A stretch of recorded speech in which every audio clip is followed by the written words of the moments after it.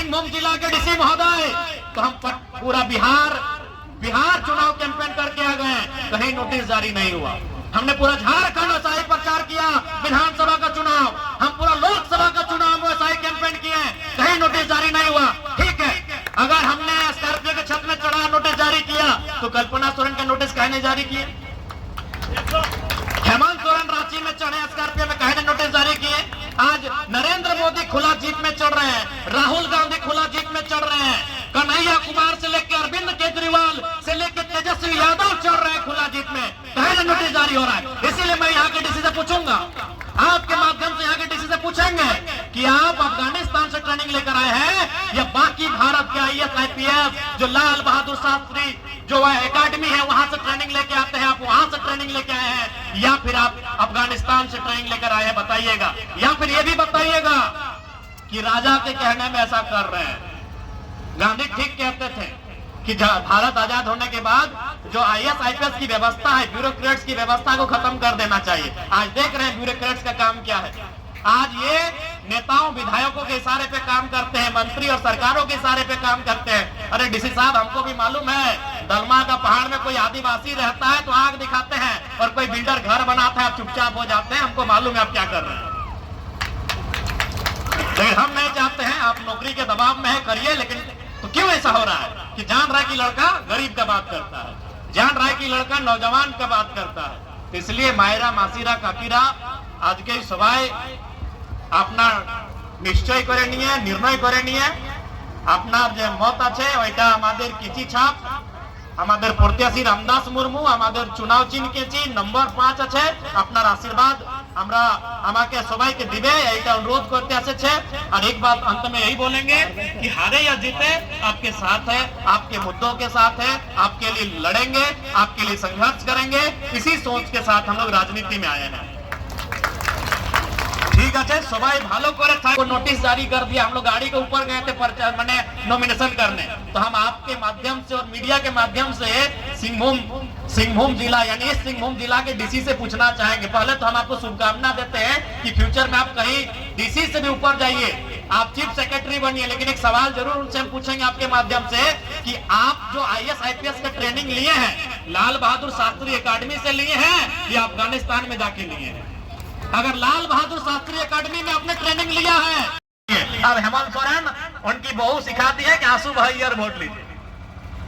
क्या आंसू से समस्या का समाधान होगा? वोट आंसू के लिए मेरी प्यारी बहनों, मेरी मासियों, काकियों जितने बैठे हैं यहाँ, वोट इसलिए नहीं होता कि कोई आंसू भाई और वोट दे, वोट होता है मुद्दा के लिए, कि जो मेरा मुद्दा पे बात करे, जो मेरे मुद्दे को सुने और उसका समाधान करे, इसलिए वोट होता है। अगर आंसू बहाने से सड़क बन जाती है, यदि आंसू बहाने से हमारे घर के बच्चे पढ़ लिख जाते हैं, यदि आंसू बहाने से हमें नौकरी मिल जाती है, अब भाई आंसू हम आपको वोट देंगे। आप एक व्यक्ति के आंसू में झारखंड के लाखों युवाओं के आंसू को मत भूल जाइएगा। आज लाखों युवाओं को स्टाइपेंड नहीं मिल रहा है। स्टाइपेंड अपना बुझे ना, स्कॉलरशिप যে গভর্নমেন্ট মদত করে পড়াবার জন্য কিলে একটা স্কলারশিপ ওঠে, আপনি ভালো করে পড়ালেখা করো। आज लाखों नौजवान को स्कॉलरशिप नहीं मिल रहा है, उनका आंसू इस आंसू के सामने फीका नहीं पड़ना चाहिए। और मंत्री ठीक আছে, मंत्री যে রামদাস সোরেন ছিল আমাদের মধ্য নাই আছে, আমি শ্রদ্ধাঞ্জলি দিচ্ছি, लेकिन दुनिया में जो आया है वो जाएगा, जो आए हैं उनको जाना होगा। वो अपना जिंदगी ठीक है, समय अभी और भी था उनका, लेकिन फिर भी एक 60 साल का जिंदगी जिए हैं वो। यहाँ 25 साल के नौजवान विदेश में टावर लाइन में मर जा रहे हैं। हमारे डुमरी विधानसभा में एक नौजवान, उसको सऊदी अरब में गोली लगा है, 25 साल का लड़का है, सऊदी में गोली लगा है। अगर आंसू बहाना है तो 25 साल का नौजवान जो मर गया है उसके लिए बहाया, उसको सऊदी में गोली लगा है। क्यों लगा है? वो नौकरी करने गया था, झारखंड में नौकरी नहीं मिला इसलिए। तो अगर आंसू बहाना है तो उन नौजवानों के लिए आंसू बहाइए जो 20 साल में विदेश में मर के घर आ रहे हैं, 22 साल उम्र है और मर जा रहे हैं। किस लिए? नौकरी करने गए थे विदेश। अच्छा साहब, भी मोदी नहीं आया है, पुलिस गोली मारा है ना। सऊदी का नियम बहुत टफ नियम है, सऊदी अरब में वहां गोली लगा है, अभी भी उसका बॉडी नहीं आया है। आज 1 महीना होने वाला है लगभग, हम लोग रोज वहाँ कंपनी से बात करते हैं कि हम यहाँ के एमएलए बोल रहे हैं, बोला एमएलए साहब मैंने वहाँ का कानून बहुत टफ है, इंग्लिश में उनको हम बात करना पड़ता है, कभी कभी वॉइस मैसेज से बात करना पड़ता है उन लोग से। बोलता है एमएलए साहब यहाँ का कानून बहुत टफ है, इतना आसानी से बॉडी नहीं जाएगा। तो अगर आंसू बहाना है तो ऐसे लोगों के लिए बहाइए, आंसू बहाना है तो उन बेरोजगार भाइयों के लिए बहाइए, आंसू बहाना है उन किसानों के लिए बहाइए जो साल भर मेहनत करते हैं और अपना परिवार का भरण पोषण नहीं कर पाते। आज के यारा बोलছে আমাদের কাছে खजाना नहीं আছে, बताइए आप खजाना नहीं है। नेमरा गांव क्या हुआ, 10 दिन में सरकार मुख्यमंत्री अपना पूरा गांव का तस्वीर बदल दिया।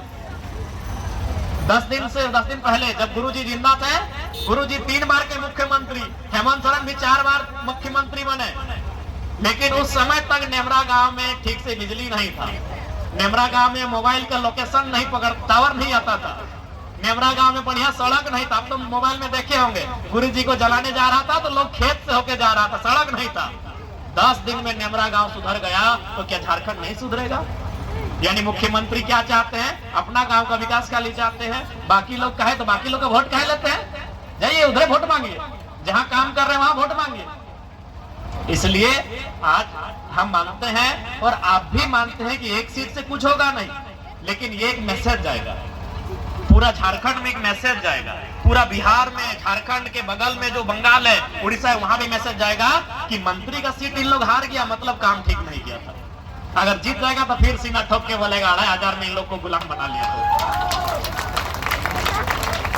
आज ये देखना होगा, बिल्कुल माताओं बहनों मायरा मासीरा आपको भी बोलना होगा कि भाई 2500 हम फ्री में नहीं लेंगे, आप उनको दीजिए जो हमारे भाई बहन, हमारे घर के बच्चे 10 साल मेहनत करके पढ़े लिखे हैं, साइकिल का पेडल मार मार के ठंडा में, गर्मी में, धूप में कोचिंग क्लास गए हैं, जो रात 12 बजे 1 बजे 2 बजे रात तक, मैंने 18 20 22 साल का लड़का लोग आंख में चश्मा लगा लिया पढ़ते पढ़ते, आधा बाल पका लिया पढ़ते पढ़ते। उनको नौकरी देने का काम कीजिए, उनको रोजगार से जोड़िए। हम लोग नहीं चाहते 2500 रुपया, आप अगर इतना ही हमारा चिंता करते हैं तो उनके रोजगार से जोड़िए। सरकार आपकी है, इसीलिए सरकार को चोट देने की आवश्यकता है। और उसके बाद चंपई चाचा, बताइए उनको क्या दुख है?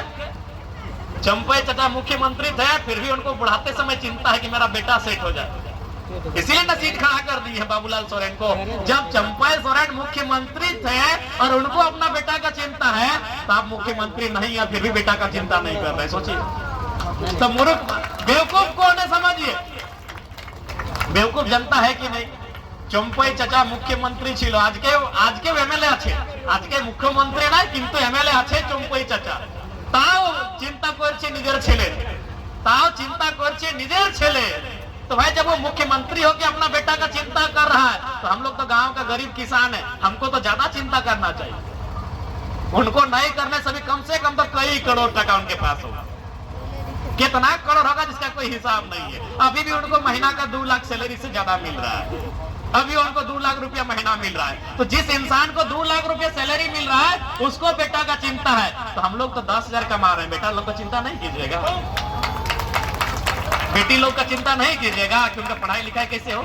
2 लाख कमाने वाला को चिंता है अपना बेटा को टिकट दिला के चुनाव लड़ा रहा है, तो हम लोग को भी तो चिंता करना चाहिए। और इसी चिंता के लिए वोट होता है कि हमको वोट उसको करना है जो मेरे बारे में सोचे। आज देखिए हम एक नया एमएलए है, लेकिन आज हमको भी 2 लाख रुपए से ज्यादा मिलता है, लेकिन उसमें 1.5 लाख रुपए हमारा सैलरी अपना भाई बहन लोग को बांट देते हैं जो पढ़ने लिखने वाला है।